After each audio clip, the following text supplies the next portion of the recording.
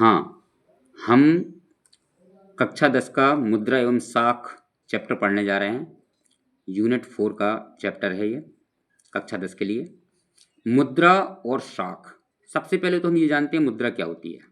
मुद्रा माने क्या होता है? रुपया, पैसा, करेंसी, ठीक है ना। मुद्रा क्या है आखिर?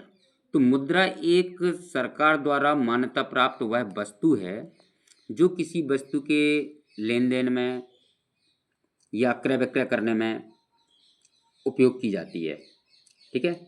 जैसे हम कोई मार्केट से कुछ चीज़ खरीदने जा रहे हैं, जैसे हमने 10 किलो चावल लिया, तो 10 किलो चावल की जगह पर हम क्या देंगे? पैसा देंगे, तो अपनी मुद्रा देंगे। तो ये मुद्रा क्या है? उपयोग क्रय किया, या हमने कोई चीज़ बेची। जैसे मान लो हम अपना कोई सामान गेहूँ बेचने जा रहे हैं मार्केट में, तो गेहूँ के बदले हम गेहूँ बेचेंगे, दूसरा व्यक्ति हमें पैसा देगा, रुपया देगा। तो मुद्रा क्या है?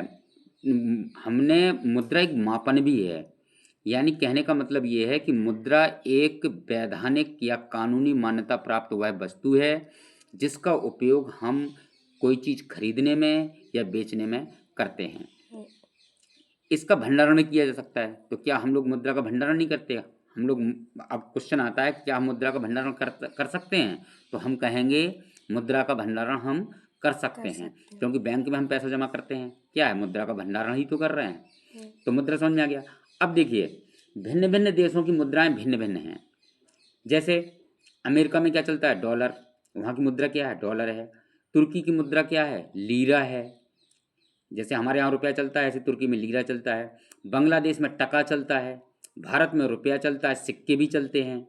जापान में येन चलता है, येन। जापानी मुद्रा क्या है? येन है। यानी कि हर देश की एक सरकार ने एक वस्तु को एक मान्यता दी है कि आप इसका उपयोग लेन देन में कर सकते हैं। पहले क्या होता था कि जब बहुत समय पहले, 1 शताब्दी पूर्व पहले क्या होता था, या 2 शताब्दी पूर्व क्या होता था, सोना चांदी तांबे के सिक्के हुआ करते थे। इसके पहले चमड़े के सिक्के भी चले। तो यानी कि मुद्रा एक वह साधन है, मुद्रा मान्यता प्राप्त वह साधन है जिसके माध्यम से हम वस्तुओं को खरीद या बेच सकते हैं। मुद्रा एक साधन है, ठीक है ना। मुद्रा के द्वारा हम किसी वस्तु को खरीद सकते हैं और बेच सकते हैं, लेन देन का एक माध्यम है। तो मुद्रा की विशेषताएं क्या हैं? तो मुद्रा विनिमय का माध्यम है। पहले तो हम विनिमय जाने, जब हम कोई चीज़ लेते हैं या देते हैं तो लेना देना क्या कहलाता है? विनिमय। तो विनिमय का माध्यम है। अगर मुद्रा बीच में नहीं होगी तो हम कोई वस्तु लेंगे कैसे और देंगे कैसे? अर्थात हम कह सकते हैं कि मुद्रा की पहली विशेषता क्या कह सकते हैं कि मुद्रा विनिमय का माध्यम है, ठीक है ना। मुद्रा के द्वारा ही लेन देन होता है, ये एक मध्यस्थता करती है। मुद्रा वस्तु का मापन करती है। वस्तु का मापन कैसे कर सकते हैं? जैसे हम कोई जानवर खरीदने जा रहे हैं मार्केट में, पशु बाजार से, तो ना कहा भाई 40,000 की भैंस है या 45,000 की भैंस है। इसका मतलब क्या है कि आप उसे 40,000 रुपये देंगे, वो बदले में भैंस देगा। यानी कि उस भैंस का मापन या उस भैंस की कीमत आपने रुपये से तोल दी, जबकि वह पशु है, यह कागजी कागज है ना। तो बस मुद्रा क्या है? वस्तु का मापन करती है। मुद्रा केवल सरकार के द्वारा ही जारी की जा सकती है। ऐसा नहीं है कि मुद्रा को हम बना लेंगे, सरकार मुद्रा बनाती है, मुद्रा जारी करती है। जैसे हमारा भारतीय रिजर्व बैंक मुद्रा जारी करने वाला बैंक है, ठीक है ना। तो ये क्या है कि सरकार के द्वारा जारी किया जा सकता है। इसे गैर संवैधानिक रूप से तैयार नहीं किया जा सकता, या तैयार किया जा सकता तो उसकी कोई वैल्यू नहीं है और यह एक कानूनी अपराध हो जाएगा। तो हम कह सकते हैं कि मुद्रा केवल सरकार द्वारा ही जारी की जा सकती है, ठीक है। मुद्राएं सेवाएं प्राप्त करने का साधन है। देखिए, वस्तु भी खरीद सकते हैं हम और सेवाएं भी प्राप्त कर सकते हैं। फॉर एग्जाम्पल, जैसे हम बीमार पड़ गए, हम डॉक्टर के पास गए, तो डॉक्टर को हम पैसे देते हैं, वो बदले में हमारी हमारी सेवा करता है, मीन्स हमारे इलाज करता है, ठीक है ना। जैसे हम किसी कोचिंग में जाते हैं, पढ़ते हैं, तो कोचिंग वाला हमें पढ़ाता है, बदले में हम कोचिंग वाला हमें पढ़ाता है, बदले में उसको आप पैसा देते हैं। तो ये क्या हो जाएगा? सेवाएं। तो मुद्राएं सेवा प्राप्त करने का साधन है। मुद्रा किसी देश की अर्थव्यवस्था के मापन में सहायक है। ये मापन में अर्थव्यवस्था के सहायक है, ये थोड़ी सा टर्म समझने की कोशिश करें। जैसे आज हमारे देश की मुद्रा, भारत का रुपया अमेरिका के 87 रुपये कुछ पैसे के बराबर है, यानी अमेरिका का $1 हमारे यहाँ के 87 रुपये कुछ पैसे के बराबर है। यानी कि वहाँ की अर्थव्यवस्था हमारे यहाँ की अर्थव्यवस्था से, कहने का मतलब अर्थव्यवस्था से मतलब संपन्नता से, वहाँ की संपन्नता हमारे यहाँ की संपन्नता से कहीं अधिक अच्छी है। और क्या है, मुद्रा सरकार एवं जनता के बीच एक घनिष्ठता लाता है। घनिष्ठता कैसे लाता है? सरकार जब कोई काम करती है जनता के लिए तो पैसा खर्च करती है, जनता उस अपना टैक्स के रूप में सरकार को देती है, यानी सरकार और जनता में एक घनिष्ठ संबंध आता है। कुल मिला के क्या है, मुद्रा की बात की जाए तो मुद्रा क्या है?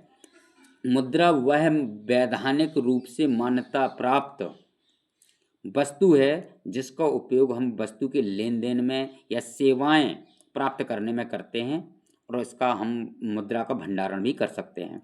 हमने कहा था कि मुद्राएं समय समय पर बदलती रहीं, ठीक है, मुद्राएं समय समय पर बदलती रहीं। जैसे पहले प्राचीन काल में सोना चांदी हुआ करता था, वस्तुएं हुआ करती थी मुद्राएं। बाद में धीरे धीरे सोना चांदी के सिक्के चलने लगे। कुछ समय आज का आधुनिक युग आया तो रुपए और सिक्के चलने लगे। अब तो जो लेटेस्ट मुद्रा है वो, उसको आप जैसे चेक है, जैसे बैंक ड्राफ्ट है, जैसे कोई आप फोन पे भी कर देते हैं हम लोग आजकल। ये सब क्या हैं? मुद्रा, आधुनिक मुद्राएं हैं। ये क्या है? सब आधुनिक मुद्रा। आधुनिक मुद्रा में क्या रखोगे आप? तो चेक रखोगे, बैंक ड्राफ्ट रखोगे, क्रेडिट कार्ड रखोगे, ये सब आधुनिक मुद्राएं हैं। एक बार फिर से पढ़ लेते हैं मुद्रा की विशेषताएं क्या हैं। तो मुद्रा विनिमय का एक माध्यम है, अर्थात मुद्रा किसी वस्तु के लेन देन में मध्यस्थता अदा करती है। हम व्यक्ति को मुद्रा देंगे, व्यक्ति हमें उसके बदले में मुद्रा देगा, वस्तु देगा, या हम व्यक्ति को वस्तु देंगे, दूसरा व्यक्ति हमें उसके बदले में मुद्रा देगा। मुद्रा वस्तु का मापन करती है, यानी कि किसी चीज़ की कीमत इतने रुपए तक तय की जाती है। हम मंजन खरीदने जाते हैं, इतने रुपए का है, मतलब हम इतने रुपए पेमेंट कर देंगे, मंजन हमारा हो जाएगा। यानी मुद्रा वस्तु का मापन करती है। मुद्रा केवल सरकार द्वारा जारी की जा सकती है। मैंने अभी बताया था कि मुद्रा केवल सरकार को ही अधिकार है कि वो जारी कर सकती है, कोई दूसरे लोग मुद्रा जारी नहीं कर सकते हैं, क्योंकि उसे वैधानिकता प्राप्त नहीं है। अगला, मुद्राएं सेवाएं प्राप्त करने का साधन है। जैसे हमने भी बताया था कि अगर हम अस्पताल जाते हैं तो अस्पताल में हम मुद्राएं देते हैं, डॉक्टर उसके बदले में हमारी सेवाएं देता है, हमें स्वस्थ करता है, हमारे स्वास्थ्य लाभ कराता है। मुद्रा किसी देश की अर्थव्यवस्था का मापन है। तो मुद्रा किसी देश की अर्थव्यवस्था का मापन है, यानी कि यदि किसी देश की मुद्रा जितनी शक्तिशाली होगी, अर्थव्यवस्था जितनी शक्तिशाली होगी, उस देश की मुद्रा भी उतनी ही अधिक मजबूत होगी। मुद्रा सरकार एवं जनता के बीच एक घनिष्ठता लाती है। तो मुद्रा सरकार और जनता के बीच में घनिष्ठ लाती है। तो चैप्टर जो था, तो हमने मुद्रा के बारे में कुछ जाना। अब हम जानेंगे साख के बारे में। अब हम कुछ जानेंगे साख के बारे में। मुद्रा के बाद आते हैं साख के बारे में। साख क्या है? जैसे जब हम किसी से कोई कर्ज लेते हैं, किसी से हम कोई कर्ज लेते हैं अपने काम को चलाने के लिए, अपने कार्य को करने के लिए, या अपने उद्योग धंधे लगाने के लिए, तो सबसे पहले देखते हैं व्यक्ति की साख। साख मीन्स विश्वास, कि आप कितने विश्वास पात्र व्यक्ति हैं। आपकी जितनी अच्छी साख होगी, संस्थाएं, गैर सरकारी संस्थाएं या कोई व्यक्ति, तुम्हारा मित्र, आपको उतने ही शीघ्र ऋण अदा कर देगा। तो अब जरा साख के बारे में जानते हैं। तो साख क्या है? साख वह विश्वास है, साख वह विश्वास या भरोसा है जिसके आधार पर कोई व्यक्ति या संस्था उधार या कर्ज के रूप में लेन देन करती है, आपको रुपए देती है।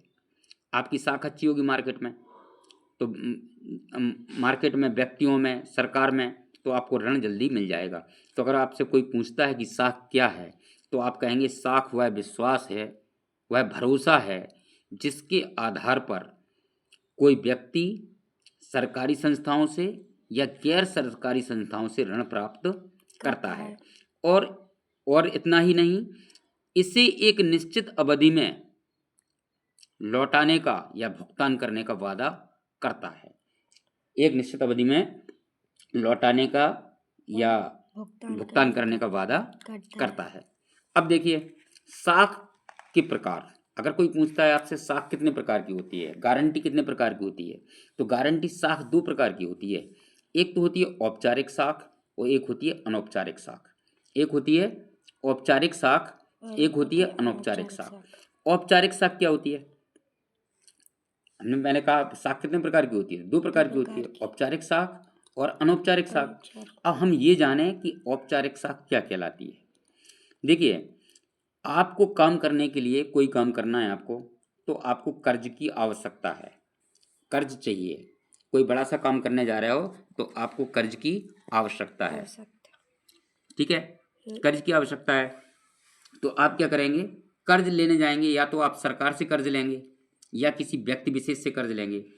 जब आप कर्ज किसी सरकारी संस्था से लेते हैं या सहकारी समितियों से लेते हैं या बैंक से लेते हैं या व्यावसायिक केंद्रों से लेते हैं, तो इस प्रकार के ऋण की साख के लिए, ऋण लेने के लिए आपकी औपचारिक साख होती है, ठीक है ना। तो औपचारिक साख क्या है? जब कर्जदार को ऋण सरकारी मान्यता प्राप्त संस्थानों जैसे बैंक से, सहकारी समितियों से, व्यावसायिक केंद्रों से के द्वारा दिया जाता है, तो इसे कहते हैं हम लोग औपचारिक साख।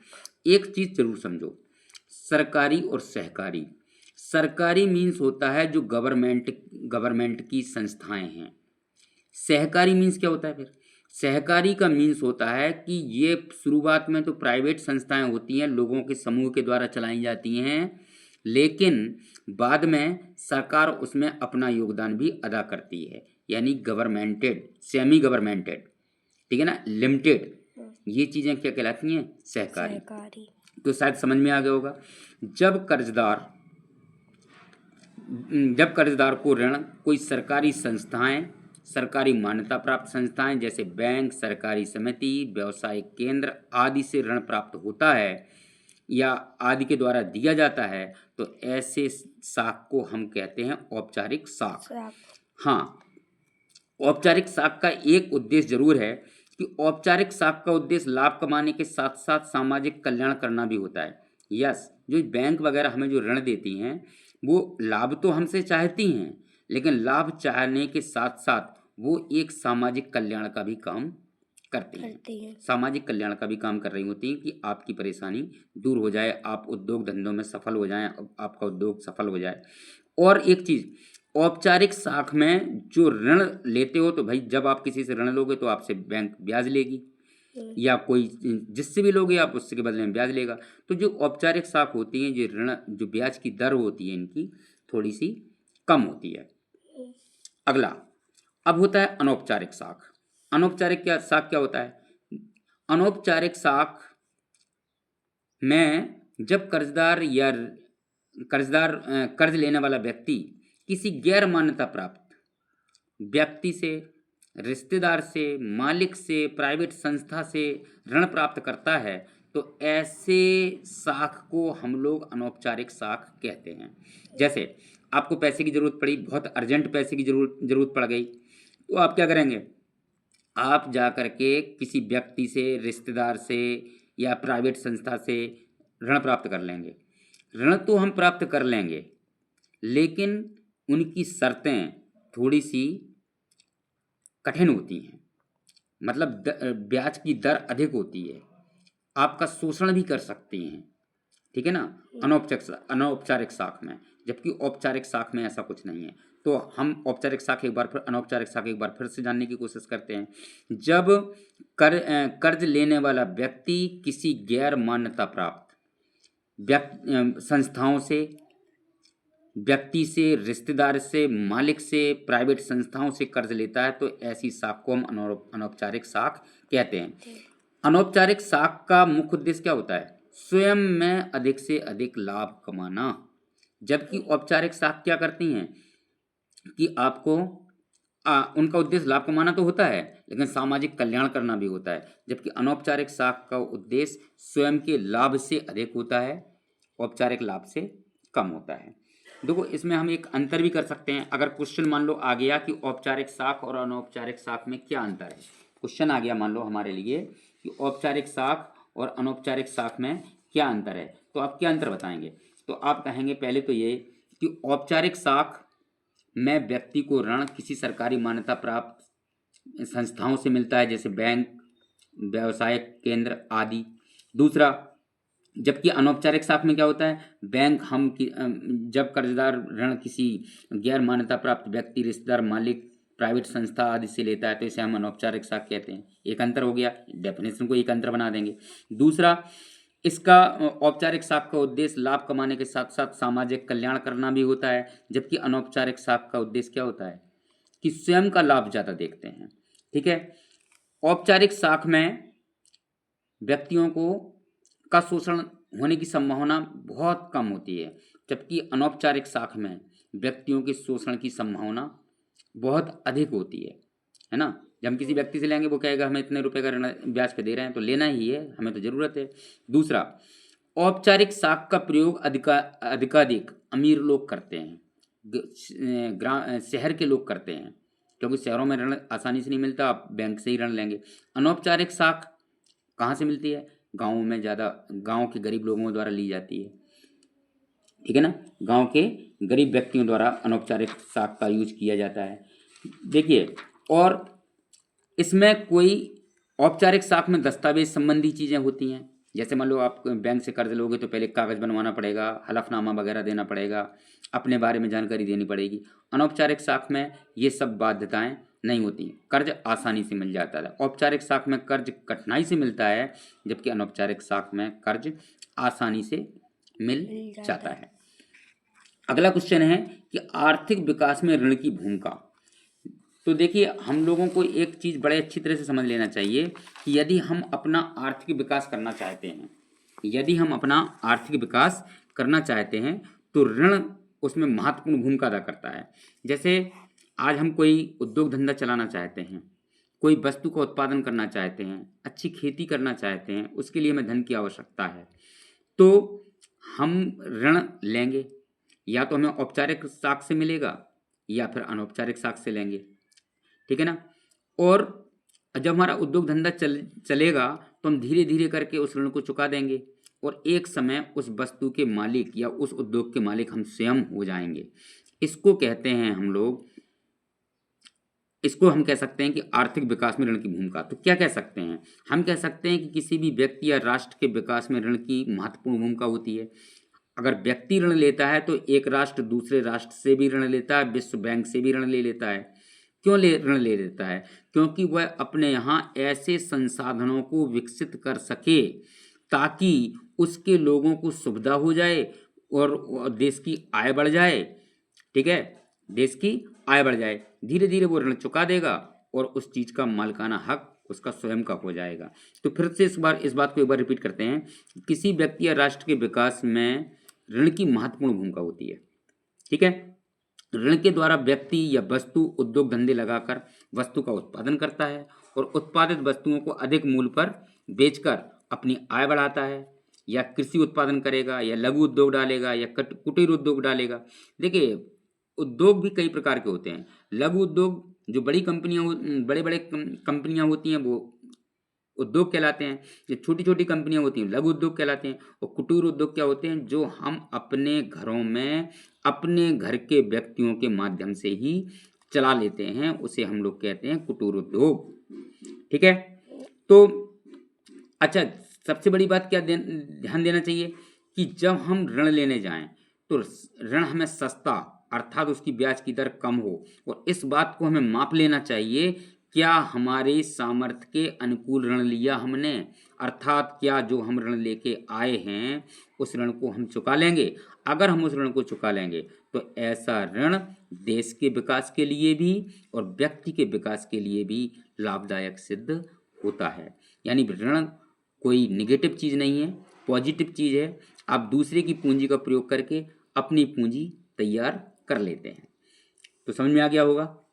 आर्थिक विकास में ऋण की भूमिका, आर्थिक, तो इसका आंसर बनाना होगा तो हम क्या कहेंगे, किसी व्यक्ति या राष्ट्र के विकास में ऋण की महत्वपूर्ण भूमिका होती है। इस ऋण के द्वारा हम उद्योग धंधे लगा करके वस्तु का उत्पादन करते हैं और उत्पादित वस्तुओं को अत्यधिक कीमतों पर बेच करके और या अधिक कीमत पर बेच करके उसका अधिक से अधिक लाभ ले सकते हैं और अपने व्यक्तियों को दे सकते हैं, और एक समय हम खुद अपनी आर्थिक स्थिति को मजबूत कर लेंगे। बशर्ते हमें याद ये रखना है कि ऋण की दर, जो हम ब्याज की दर हो वो सस्ती हो और जो हमने लोन लिया वो हमारे सामर्थ्य के अनुकूल हो, अर्थात उसे हमें चुकाने की क्षमता होना चाहिए। अगर ऐसा है तो ऋण लेना देश के लिए भी, व्यक्ति के लिए भी फायदेमंद है, लाभदायक है। बस यही चीज को अपनी भाषा दे देना है। ऋण का फंदा, अब एक टर्म आता है इसमें इकोनॉमिक्स में आपके, ऋण का फंदा क्या है। देखिए, ऋण का फंदा है क्या। ऋण का फंदा वह स्थिति है जिसमें ऋण कर्जदार को उस स्थिति में ढकेल देता है जहां से उसका बाहर निकलना अत्यंत कष्टदायक होता है। इसे ऋण का फंदा कहते हैं। जैसे मान लो हमने किसी व्यक्ति के कोई काम करने के लिए, कोई उद्योग धंधे चलाने के लिए ऋण तो ले लिया। अब ऋण ले लिया, उसमें हमें किसी परिस्थिति बस घाटा लग गया या हमारी समझदारी हम उसके अनुकूल नहीं थे और हमें घाटा लग गया, तो हम ऋण में फंस गए और ऋण में फंसते चले जाते हैं। अब उस ऋण से निकलने के लिए हमें अत्यधिक संघर्ष करना पड़ता है, अत्यधिक परिश्रम करना पड़ता है। इस स्थिति को हम कहते हैं ऋण का फंदा। तो फिर सुनते हैं इसको कि ऋण का फंदा क्या है। तो कहना कि ऋण का फंदा वह स्थिति है जिसके द्वारा कर्ज लिया गया कर्ज हमें उस स्थिति में ढकेल देता है जहां से बाहर निकलना हमारे लिए अत्यंत कष्टकारक होता है। तो शायद ऋण का फंदा भी समझ में आ गया होगा। अब अगला टर्म आता है इसका, चेक। चेक क्या है।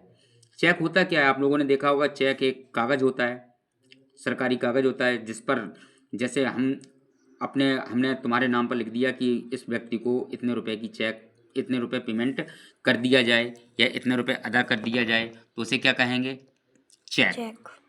तो चेक क्या है। चेक एक प्रपत्र है जो चेक पर लिखे व्यक्ति के नाम पर एक अंकित राशि यानी मुद्रा में जारी करता है। हम कागज देते हैं, व्यक्ति बैंक वहाँ से हमें मुद्रा देगी। जैसे हम बैंक में जाकर के चेक लगाएंगे तो हम अपनी चेक लगाएंगे, चेक हमें वहाँ से मुद्रा देगी। तो चेक क्या है। चेक एक ऐसा प्रपत्र है, अर्थात एक ऐसा कागज, सरकारी मान्यता प्राप्त कागज है जिस पर लिखे व्यक्ति के नाम पर हमें अंकित राशि, निश्चित अंकित राशि मुद्रा के रूप में जारी बैंक द्वारा की जाती है। हम एक अगला टर्म समझने की कोशिश करते हैं। देखिए, जैसे कुछ चीज़ें, जैसे कुछ टर्म हैं। पुरानी मुद्राएं क्या थी, तो क्वेश्चन आ जाए अगर पुरानी मुद्राएं क्या थी, तो बच्चों पुरानी मुद्राएं क्या थी, सोना था, चांदी थे, तांबे के सिक्के थे। पहले जो विनिमय का साधन था वो क्या था, सोना चांदी तांबे के सिक्के हुआ करते थे। यानी कि अगर मतलब इसके माध्यम से हमें कोई चीज़ खरीदनी है तो हमें सोना या चांदी देना पड़ती थी, बदले में लोग हमें वो वस्तु देते थे जिसकी हमें ज़रूरत थी। अच्छा, एक अब आया है आधुनिक मुद्राएं। इस पर थोड़ी हम लोग चर्चा करेंगे अच्छे खासे। आधुनिक मुद्राएं क्या हैं बच्चों। आज हम चेक देते हैं, हमें पैसा मिलता है। हम बैंक ड्राफ्ट देते हैं, हम पैसा ले सकते हैं, दे सकते हैं। कागजी मुद्रा जो हमारी करेंसी है, नोट है हमारे, करेंसी को नोट कहते हैं। कागजी मुद्रा है, क्रेडिट कार्ड है, किसान लोग क्रेडिट कार्ड बनवा लेते हैं। क्रेडिट कार्ड के पर हम जितने रुपए का हमारा क्रेडिट कार्ड बन गया, सरकार हमें उतने पैसे देने के लिए बाध्य हो जाती है, ठीक है ना। सिक्के, ये सब क्या हैं, आधुनिक मुद्रा हैं।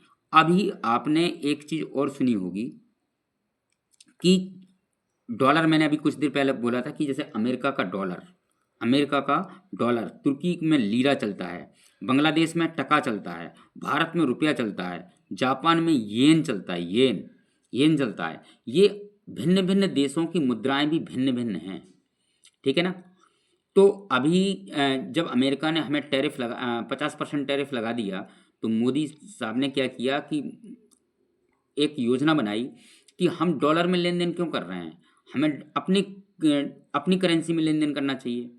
और एक क्रिप्टो करेंसी भी आई, क्रिप्टो करेंसी आई। यानी कि कहने का मतलब ये है कि जैसे जैसे समय बदला मुद्राओं का रूप भी बदलता गया, और आधुनिक मुद्राओं के रूप में, जैसे आप चेक लेके जा रहे हैं गली में, आप रास्ते में चेक लेके गए तो चेक क्या है, आपकी मुद्रा डली है आपकी जेब में। कि कहीं तुमने रुपया भेजना है तुम्हें किसी अपने दोस्त को या यार को या कहीं कोई संस्थान को, तो आप बैंक ड्राफ्ट भेजते हैं। तो बैंक ड्राफ्ट क्या है, गया यहाँ से कागज़, वास्तव में उसकी कीमत तो मुद्रा है। तो क्रेडिट कार्ड है। तो कुल मिला के कहना हम ये चाहते हैं कि आधुनिक मुद्राएं क्या हैं, चेक है, बैंक ड्राफ्ट है, कागजी मुद्रा है, क्रेडिट कार्ड है, आजकल तो फ़ोन पे भी है, फ़ोन पे होने लगा। ठीक है ना। एक क्वेश्चन आता है, ये क्वेश्चन को थोड़ी हमें याद करना पड़ेगा स्पेशल में, कि एक क्वेश्चन आएगा, बांग्लादेश में ग्रामीण बैंक की स्थापना कब हुई। तो बांग्लादेश में ग्रामीण बैंक की स्थापना कब हुई, बांग्लादेश में ग्रामीण बैंक की स्थापना सन 1970 में हुई। ठीक है, सन 1970 में हुई। ठीक है। अब आते हैं, थोड़ी सा हम पढ़ते हैं भारतीय रिजर्व बैंक। हमने देखा होगा कि हमारे नोटों के ऊपर जो जितने भी हमारे करेंसी हैं, भारत की करेंसी, उसके ऊपर लिखा रहता है भारतीय रिजर्व बैंक। मैं धारक को 100 रुपये देने का वचन अदा करता हूँ। तो हमारी जो भारतीय रिजर्व बैंक है, इसकी स्थापना कब हुई थी, 1 अप्रैल 1935 में हुई थी। और पहले इसका जो मुख्यालय था कोलकाता था, बाद में इसको महाराष्ट्र में जो अपना बम्बई है ना, मुंबई नाम हो गया अब इसका, मुंबई हो गया, मुंबई में इसका मुख्यालय पहुंच चुका है। तो याद रखना कि भारतीय रिजर्व बैंक की स्थापना 1 अप्रैल 1935 को हुई थी। ठीक है ना। इसका प्रारंभिक मुख्यालय तो कलकत्ता था, कोलकाता था, अब कलकत्ता का भी नाम भी कोलकाता हो गया, कोलकाता था, लेकिन अब इसको स्थायी रूप से इसका मुख्यालय महाराष्ट्र के मुंबई में हो गया। इसे बैंकों का बैंक कहते हैं। किसको, भारतीय रिजर्व बैंक को बैंकों का बैंक कहते हैं। अगर क्वेश्चन आ जाए बैंकों का बैंक किसे कहते हैं, तो आप कहना कि भारतीय रिजर्व बैंक को बैंकों का बैंक कहते हैं। क्यों कहते हैं, क्योंकि ये बैंक से अगर कोई व्यक्ति ऋण लेने जाए तो ऋण नहीं मिलेगा। अगर कोई व्यक्ति बैंकों से ऋण लेने जाए तो ऋण नहीं मिलेगा। यह रिजर्व बैंक फिर क्या करता है, तो रिजर्व बैंक बैंकों को ऋण देता है, रिजर्व बैंक बैंकों को ऋण देता है। अच्छा, भारतीय रिजर्व बैंक ही भारतीय करेंसी नोट जारी करता है। जो हमारे नोट आते हैं उस पर लिखा भी रहता है कि भारतीय रिजर्व बैंक, यानी बैंकों को भारतीय रिजर्व बैंक जारी करता है। भारतीय रिजर्व बैंक बैंकों को लोन देता है, जैसे हमारी स्टेट बैंक हुई, जैसे हमारी पंजाब नेशनल बैंक हुई, जैसे हमारी बड़ौदा बैंक हुई। इन सब को कौन कंट्रोल कर रहा है, भारतीय रिजर्व बैंक कंट्रोल कर रही है। लेकिन ये व्यक्तियों को लोन नहीं देती। आप जाएं, हमें रिजर्व बैंक से लोन लेना है तो नहीं मिलेगा। ठीक है। भारतीय रिजर्व बैंक रेपो दर को नियंत्रित करता है, यानी कि देश की आर्थिक स्थिति संभालने के लिए रेपो दर को नियंत्रित करने के लिए भी रिजर्व बैंक ही काम करता है कि ब्याज की दर अब इतनी होगी, ब्याज लेने की दर इतनी होगी। तो हम एक बार फिर से पढ़ते हैं कि तो भारतीय रिजर्व बैंक की स्थापना कब हुई, 1 अप्रैल 1935 को। इसका प्रारंभिक मुख्यालय कहाँ था, कोलकाता में था, कलकत्ता में था। बाद में इसे कहाँ ट्रांसफर कर दिया गया, बाद में इसको मुंबई में ट्रांसफर कर दिया गया। भारतीय रिजर्व बैंक का मुख्यालय कहाँ कर दिया, मुंबई में। भारतीय रिजर्व बैंक कैसी बैंक है, कहना ये बैंकों की बैंक है। भारतीय रिजर्व बैंक कौन सा बैंक हमारी भारतीय करेंसी को जारी करता है, तो कहना रिजर्व बैंक हमारी भारतीय करेंसी को जारी करता है। ठीक है ना। अच्छा, बैंक रेपो दर को कौन नियंत्रित करता है, तो कहना भारतीय रिजर्व बैंक बैंक दर को नियंत्रित करता है। एक तो भारतीय रिजर्व बैंक के बारे में जानकारी अगर सादा आ जाए, भारतीय रिजर्व बैंक के कार्य बताइए, तो आपको यही सब पॉइंट उसमें लिखना है। समझ में आ रहा होगा शायद। तो अब हम चलते हैं वस्तु विनिमय की तरफ। वस्तु विनिमय क्या है, देखिए क्या होता है, कभी कभी हमें ज़रूरत है 1 किलो गेहूं की और आपको ज़रूरत है 1 किलो बाजरे की। तो क्या होता है ऐसे लेन देन में, मैंने भाई ऐसा करना, हम आपको 1 किलो गेहूं दे रहे हैं, आप हमें बदले में 1 किलो बाजरा दे देना। यानी कि मुद्रा का कोई उपयोग नहीं करते, सिर्फ लेन देन, वस्तु से वस्तु का लेन देन कर लेते हैं, और इसमें मात्रा की वैल्यू होती है। याद रखना, वस्तु विनिमय में लिए दी जाती है, वस्तु विनिमय में मात्रा को प्राथमिकता दी जाती है, वस्तु को प्राथमिकता दी जाती है, मूल्य को नहीं। ये बहुत इंपॉर्टेंट टर्म है।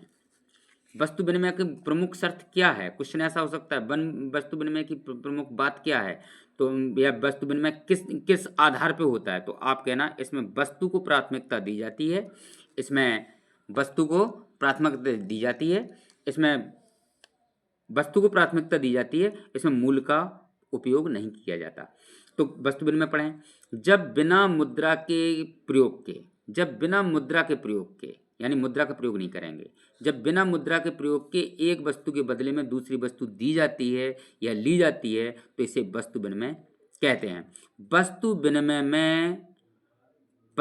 में वस्तु को प्राथमिकता दी जाती है, मूल्य को नहीं।